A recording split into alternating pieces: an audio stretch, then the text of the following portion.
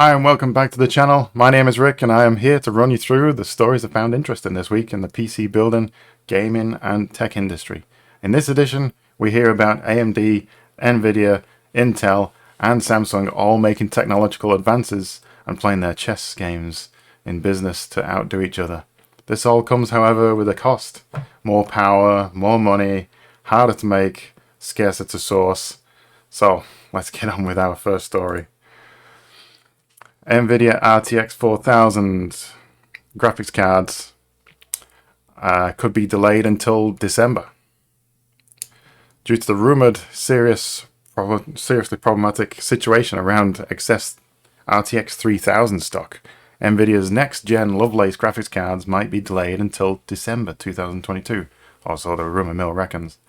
Moore's Law is dead, MLID, who believes that the launch of the RTX 4000 GPUs could be pushed back based on feedback from multiple industry sources. NVIDIA and its partners having to deal with excess RTX 3000 stock. Quotes from MLID's sources, some of the most favoured and reliable ones, the leaker asserts, includes this. We've been forced to swallow tens of thousands of high-end Ampere graphics cards we don't want, nor are we sure we can sell them above what we paid. Retailers are starting to look at the prospect of selling the graphics cards at next to no profit. Of course, that puts pressure on NVIDIA because if Team Green launches or even reveals RTX 4000 graphics cards too soon before that excess RTX 3000 stock is sold down to a more palatable level, that could place a strain on relationships with its retail partners.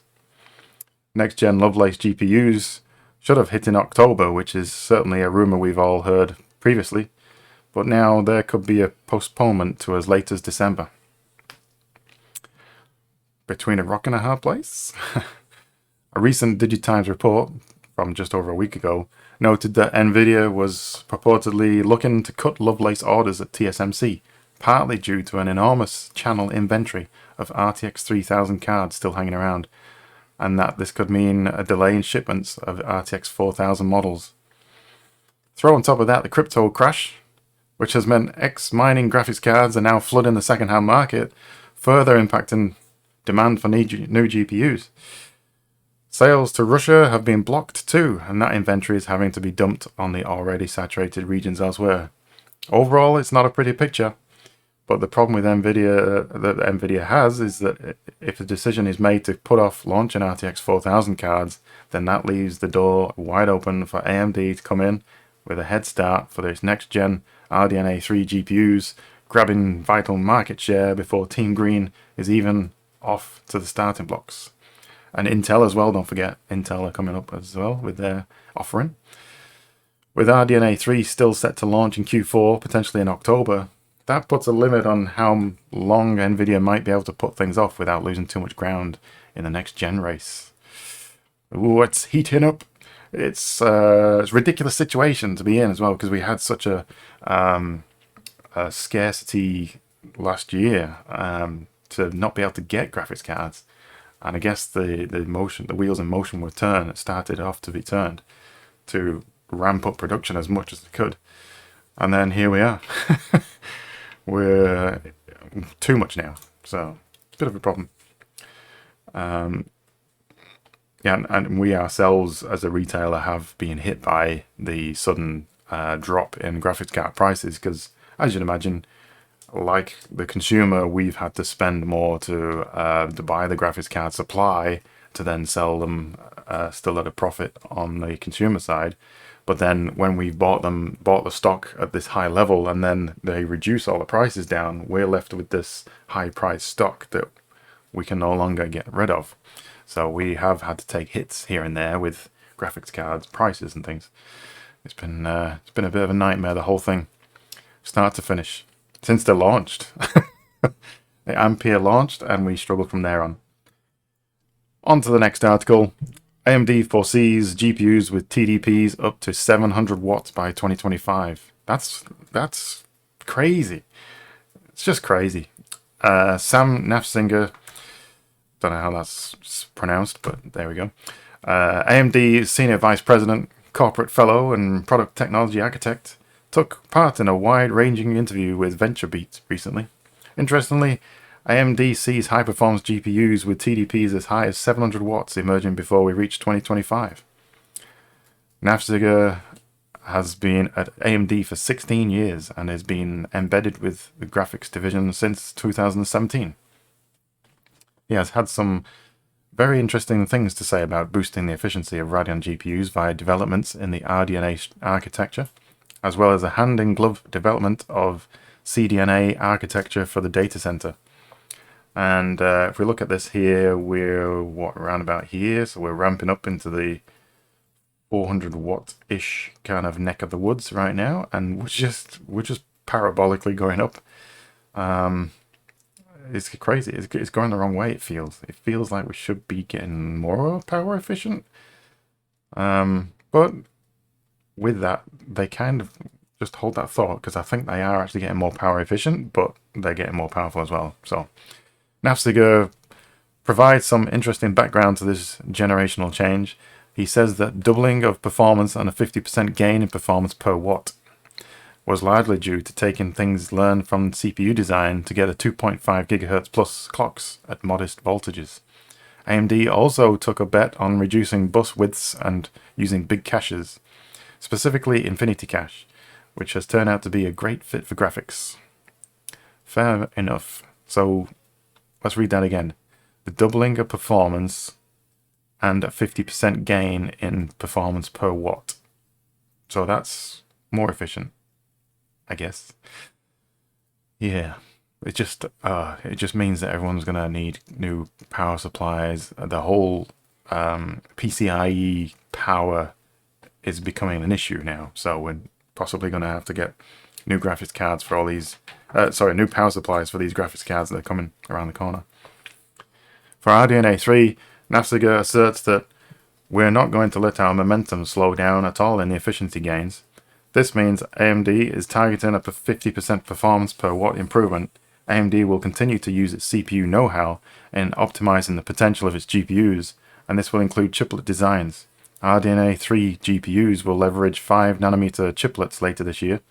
Nafziger notes that Intel is already big in chiplets plus GPUs, as evidenced by Pontivecchio, but NVIDIA has shown no signs of a jump yet. Talking about competitors, the AMD fellow added, our competitors either have good CPUs or good GPUs, but nobody has both, at least not yet. Intel might be looking to change that very shortly. But yeah, the general feel is that Intel is not there yet, because it's brand new, so they got some catching up to do. Next up, NVIDIA DLSS, already available in 200 games and applications with more to come, which is good, right? That's good. It's a lot better than what AMD's given out with their RSR. The adoption of DLSS increased significantly with the introduction of plugins in major game engines. Currently, the list of available and upcoming games and applications supporting DLSS sits at 200, including new titles such as Lootmancer and Hellpie. I like that game name. I have no idea what it is, but it sounds good. Both releasing in July. In September, another 2 games will get DLSS support and ray tracing: The Lord of the Rings, Gollum, and Steel Rising. Lastly, NVIDIA's upscaling technique will also be available in Warhammer 40k, Darktide, and A Plague Tale Requiem at launch. So maybe NVIDIA were right back in the day when they invented this ray tracing. They kept beating on about it's going to be the new standard. And 200 games isn't like anywhere near a standard yet, but yeah, they're making gains. Maybe it will be normal and standardized before long. Intel Core i9, this is the title, isn't it? Intel Core i9 13900K 5.5 GHz Raptor Lake CPU benchmarked crushes the Ryzen 9 5950X and Core i9 12900K in single and multi-threaded tests. I got through it. Okay, so the Intel Core i9 13900K CPU is still an early sample that features 24 cores and 32 threads in an 8P core and a 16E core configuration. From previous rumors, we can expect as much as 68 megabytes of the total game cache on this chip. The sample tested here is a base clock of 3.0 GHz and a boost clock of up to 5.5 GHz. It was mentioned that ES3 samples would reach up to 5.5, while the final CPU samples would hit speeds of 5.8 GHz on a single core. Woo, that's crazy fast. The CPU was tested on the Asus ROG Maximus Z690 Extreme motherboard with 32 GB of DDR5 6400 MHz memory. There's a really fast configuration of DRAM that has been used in tests, and Raptor Lake is officially going to support native speeds of up to DDR5 5600 MHz. That's officially, but there'll be more. And we can see in the charts, it does look pretty damn impressive, actually. Single core, I mean, I have a 5950X, and I was very happy with the performance of that. But this just eclipses it. 12900K was a little bit better, but then the 13900K comes in and just smashes it. Very impressive.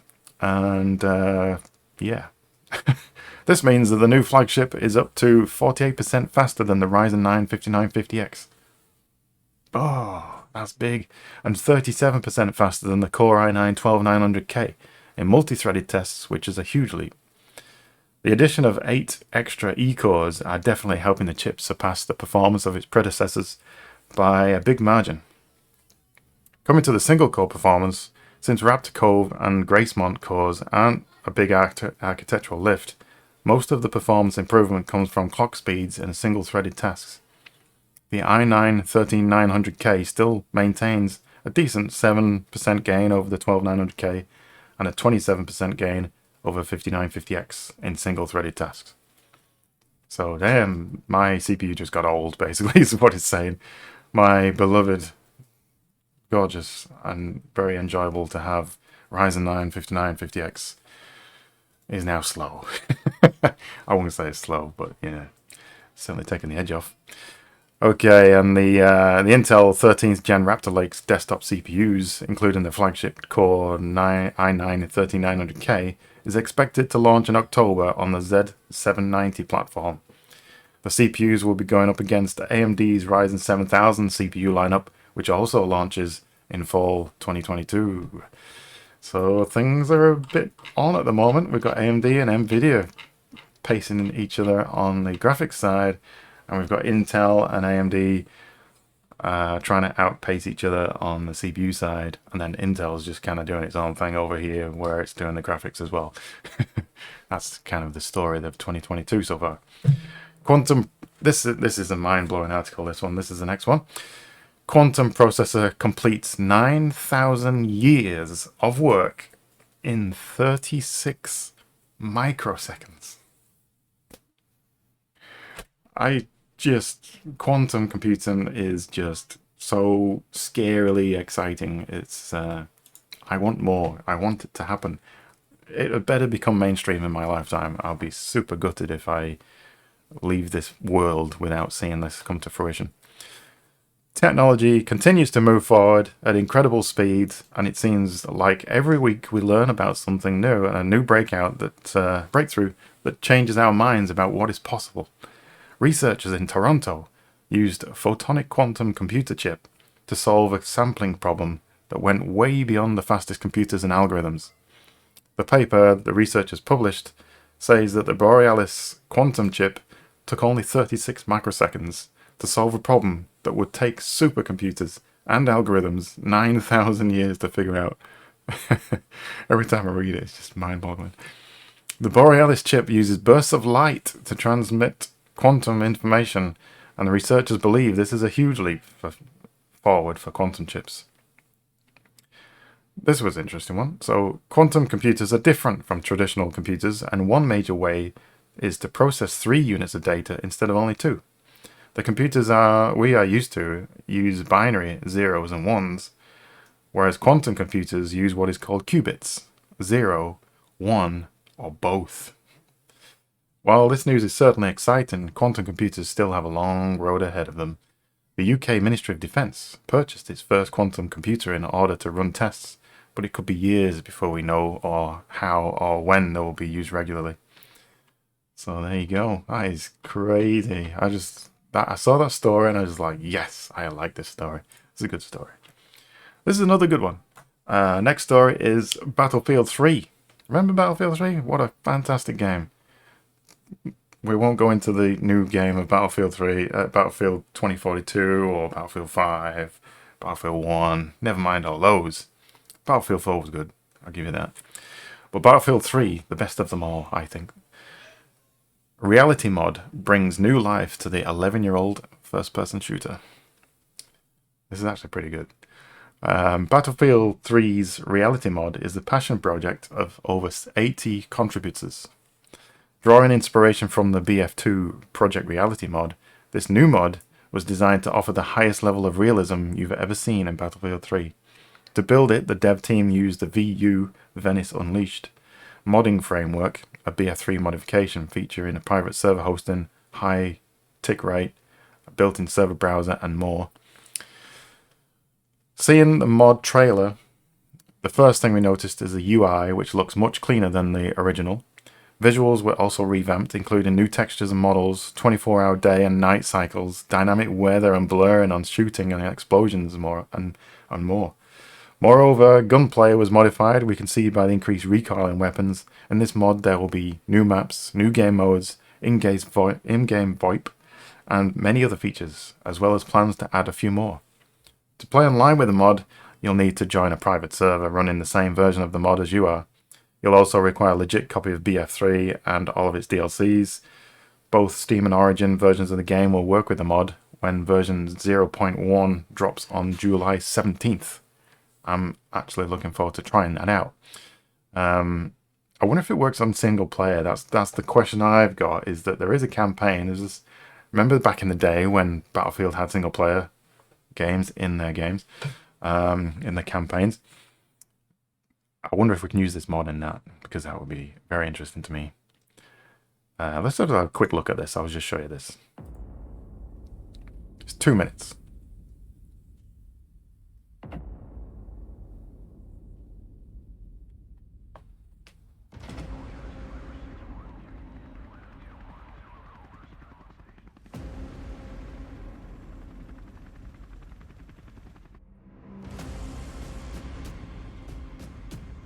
I won't show all of it.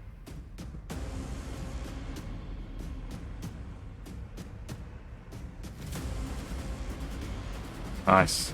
Foliage.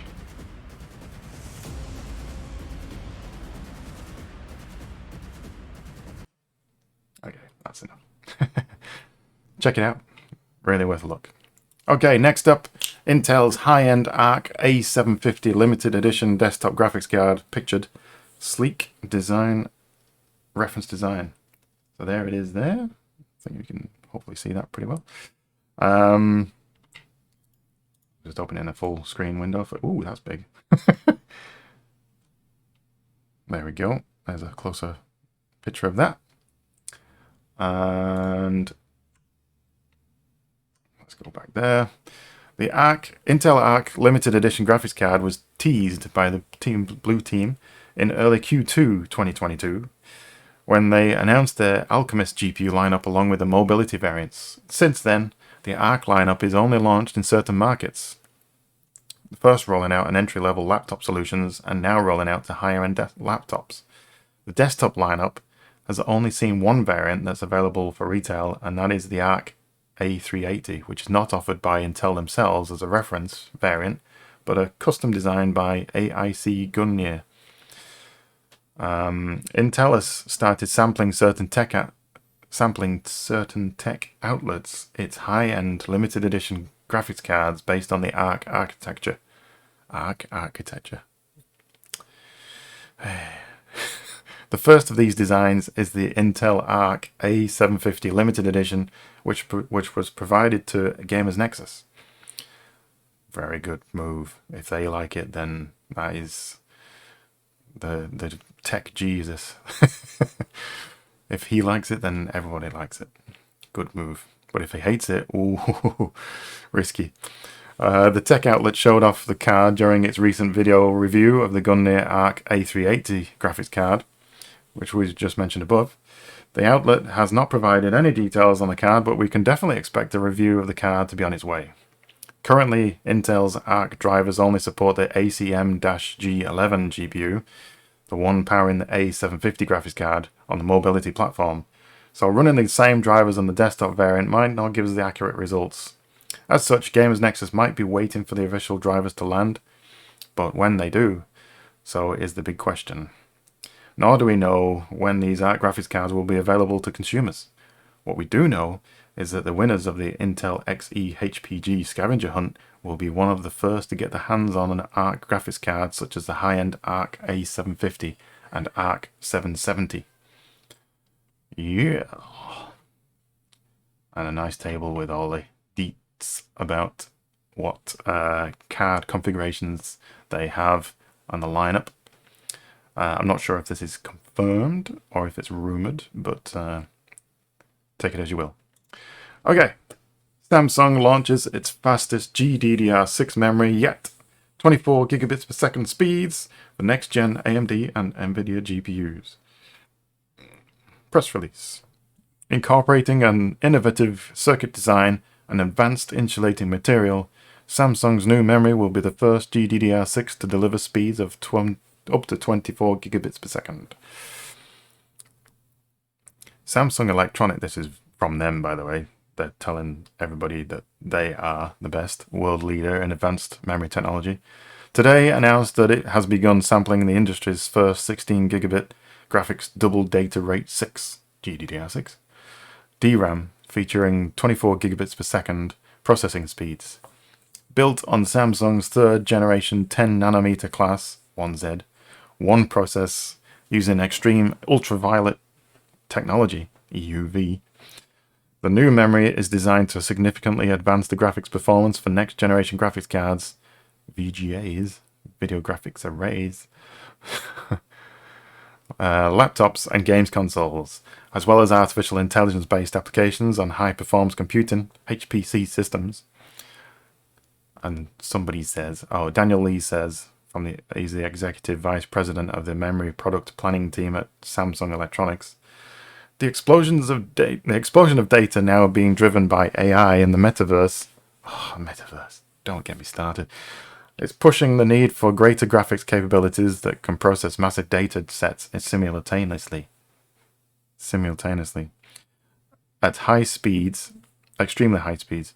With our industry-first 24 gigabits per second GDDR6 now sampling, we look forward to validating the graphics DRAM on next-generation GPU platforms that bring it to market in time to meet an onslaught of new demand.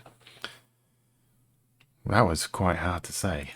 Okay, next up, Intel purportedly planning to hike prices. So we just heard about what they're bringing.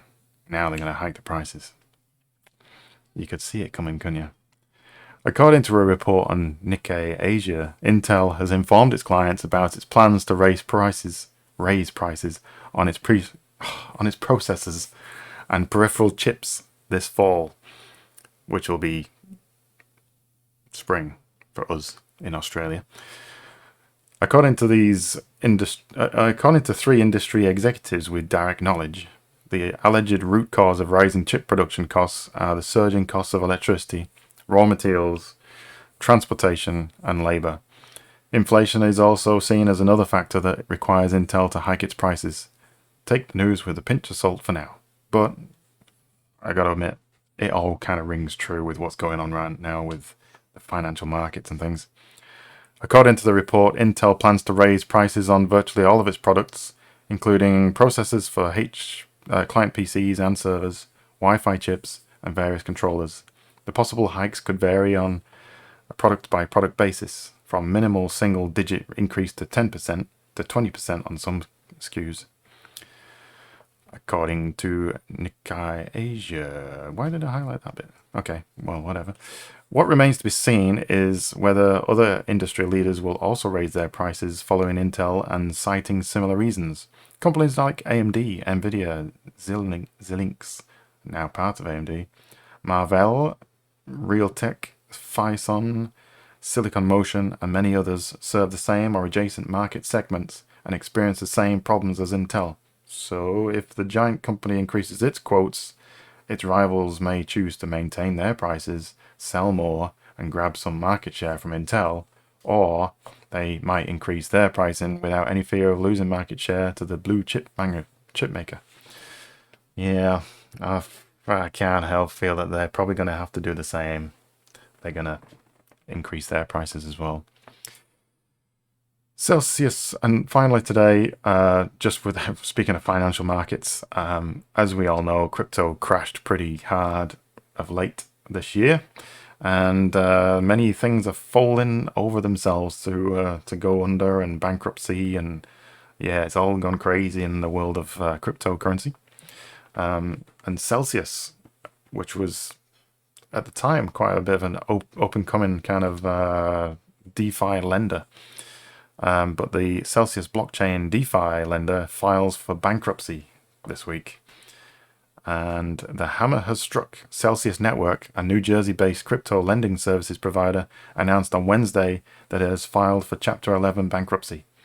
After a series of descending cryptocurrency price swings that saw the crypto market bleed around 60% of its valuation in 6 months, and a number of miscalculated risks. That's the key thing here. Miscalculated risks. That is what crypto is kind of about, really. Taking the risks to reap the rewards, or go bust. The provider says its bankruptcy filing aims to enable a comprehensive restructuring plan to the benefit of all stakeholders. As is often the case, shark and the whale lenders have started feeding on the bloodbath before other, less leveraged investors do. Yep. The bankruptcy filing comes after a decentralized finance, DeFi, player froze all withdrawals, swaps, and transfers on its platform to stabilize its business and protect its consumers, so they say, on June 12.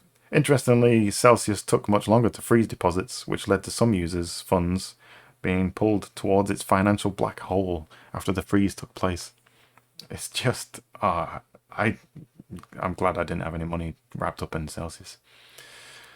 But it just, these companies, they're demeaning the actual proposition of cryptocurrency. Cryptocurrency was meant to be decentralized. This shouldn't be happening. You're putting all your money into a centralized place. All your decentralized money, you're putting into a centralized place, ready for the rug to be pulled. Crazy. Celsius Mining, the company's cryptocurrency mining unit that announced intentions of undergoing an initial public offering, an IPO, as early as March this year, filed for bankruptcy as well. So it's all folding. According to the court's documents, and after a series of high-profile payments to other crypto lenders, Celsius currently has approximately $167 million in liquidity against the $4.1 billion. A little bit of leverage. Its 1.7 million customers originally deposited. And just this Monday, July 12, Vermont's Department of Financial Regulation said Celsius Network was deeply insolvent and lacks the assets and liquidity to honor its obligations to account holders. The writing was on the wall. 167 million in liquidity against the 4.1 billion. That is some difference. And that's it for this week. I hope you enjoyed the stream. Thank you for watching. Please hit the like and subscribe and comment if you feel like doing so. What was your best news this week? Let me know. And if you got any suggestions for improvement on the channel, let me know as well. I'll be happy to listen and hopefully get some improvements going for you. Have a great weekend and see you next week. Bye bye.